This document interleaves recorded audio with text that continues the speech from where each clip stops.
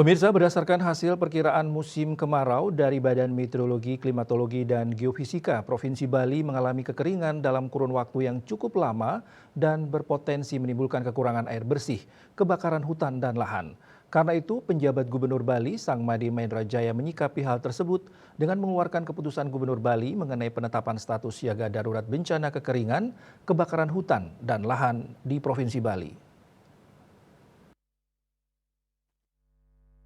Dikutip dari keputusan Gubernur Bali bernomor 897-004-G-HK-2023 status siaga darurat bencana kekeringan, kebakaran hutan dan lahan di Provinsi Bali sebagaimana dimaksud dalam Diktum ke-1 terhitung sejak 19 Oktober 2023 sampai dengan 1 November 2023 dan dapat diperpanjang atau diperpendek sesuai dengan kondisi dan kebutuhan penyelenggaraan penanggulangan darurat bencana.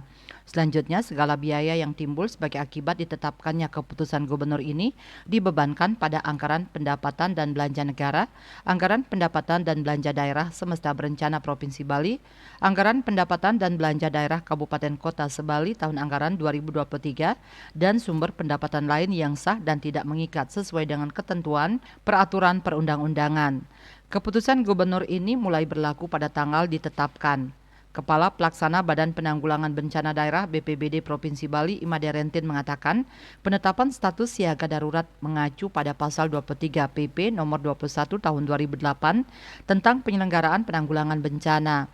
Dijelaskan bahwa yang dimaksud dengan status keadaan darurat dimulai sejak status siaga darurat, tanggap darurat, dan transisi darurat ke pemulihan.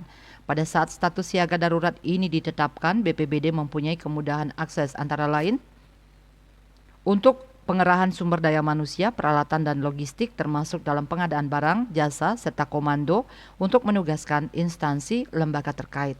Winata Bali Pos melaporkan.